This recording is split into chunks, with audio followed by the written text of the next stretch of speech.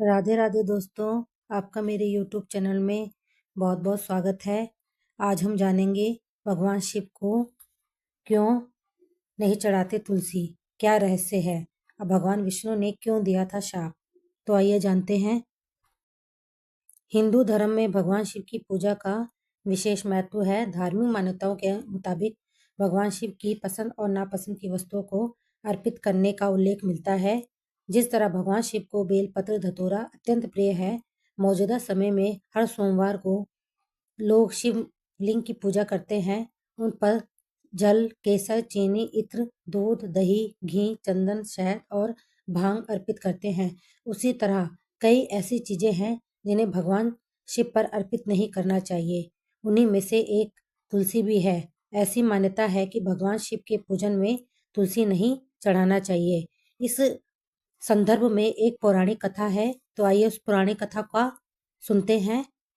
क्या है पौराणिक कथा? एक पौराणिक कथा के मुताबिक पूर्व जन्म में तुलसी नाम वृंदा था, जो जलंधर नाम के एक राक्षस की पत्नी थी। जलांधर भगवान शिव का ही अंश था, लेकिन अपने बुरे कर्मों के कारण उसका जन्म राक्षस कुल में हुआ। असुर राज जलांधर को अपनी वीरता पर बहुत घमंड था।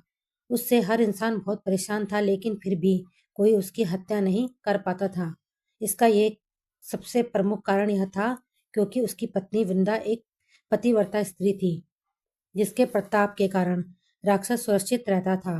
राक्षस जलांधर की मौत के लिए वृंदा का पतिव्रत धर्म खत्म होने के बेहद जरूरी था। असुर राज जलंधर का अत्याचार बढ़ने लगा तो जन कल्याण के लिए भगवान विष्णु ने राक्षस जलंधर का रूप धारण कर वृंदा के पतिव्रता धर्म को तोड़ दिया। जब वृंदा को यह जानकारी हुई कि भगवान विष्णु ने उसका पतिव्रता धर्म को तोड़ दिया है, तो उन्होंने भगवान विष्णु को शाप दे दिया। भगवान विष्णु ने दिया शाप।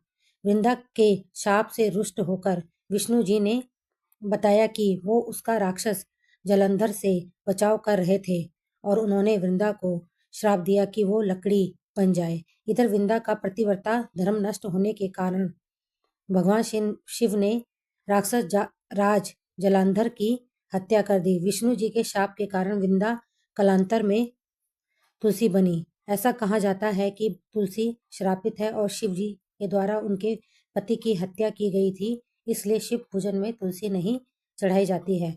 तुलसी के अलावा शंख, नारियल का पानी, हल्दी, रोली को भी शिव पूजा में शामिल नहीं किया जाता। इसके अलावा शिवजी जी को लाल रंग के फूल, केतकी और केवड़े के फूल नहीं चढ़ाए जाते।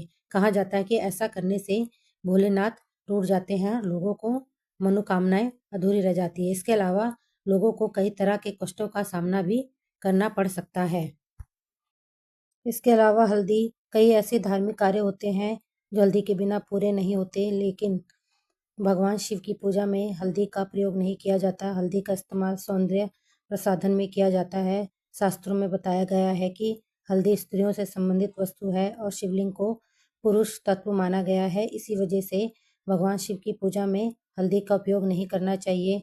तुलसी पत्ते के बारे में हमने जान लिया है कि तुलसी बेहद पवित्र मानी जाती है और सभी देवी कार्यों में शुद्धता के लिए तुलसी का प्रयोग किया जाता है, लेकिन भगवान शिव की पूजा में तुलसी का प्रयोग नहीं किया जाता। दरअसल इसके पीछे हमने पौराणिक कथा जो अभी आपको सुनाई है कि भगवान शिव ने तुलसी के पति असुर जलंधर का वध कर दिया था, जिससे क्रोधित होकर तुलसी ने खुद ही भगवान शिव को पूजा में वंचित कर दिया।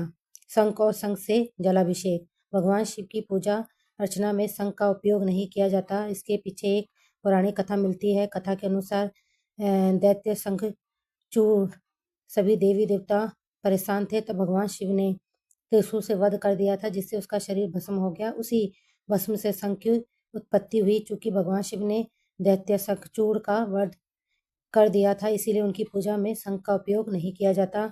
नारियल या नारियल का पानी।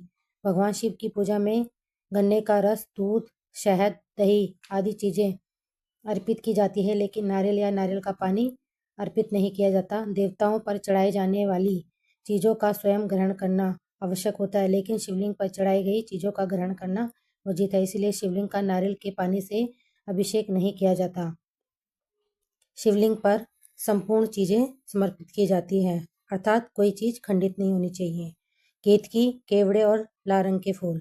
शास्त्रों में बताया गया है कि शिवलिंग पर केतकी और लारंग के फूल जैसे अर्पित नहीं किए जाते। शिवलिंग पर इन फूलों के अलावा अन्य फूल अर्पित कर सकते हैं। महादेव बेलपत्र, भांग, धतूरा, जलाभिषेक आदि चीजों से ही प्रसन्न हो जाते हैं। इसीलिए शिवलिंग के पूजन में इस तरह के फूलों का प्रयोग वर्जित माना गया है। कुमकुम, सिंदूर व रोली। कुमकुम, सिंदूर व रोली से अन्य देवी देवताओं की पूजा कर सकते हैं, लेकिन महादेव की पूजा में इसका उपयोग वर्जित मनाया गया है।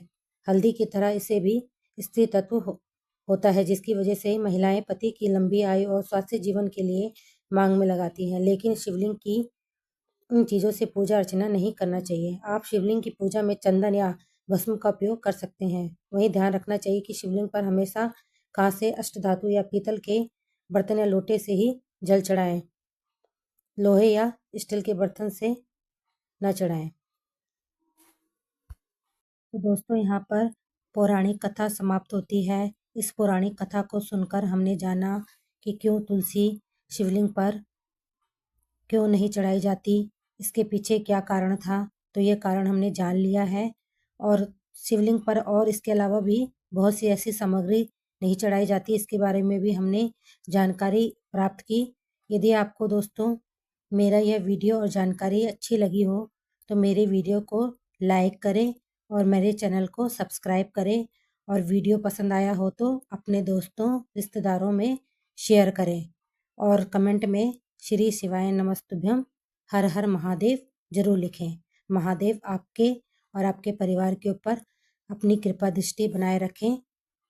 तो फिर मिलते हैं दोस्तों एक नए वीडियो के साथ। तब तक के लिए राधे राधे, और आपका मेरा यह वीडियो देखने के लिए आपका बहुत बहुत धन्यवाद। कर्पूरगौरं करुणावतारं संसारसारं भुजगेन्द्रहारं सदा वसन्तं हृदयारविन्दे भवं भवानी सहितं नमामि। भवं भवानी सहितं नमामि।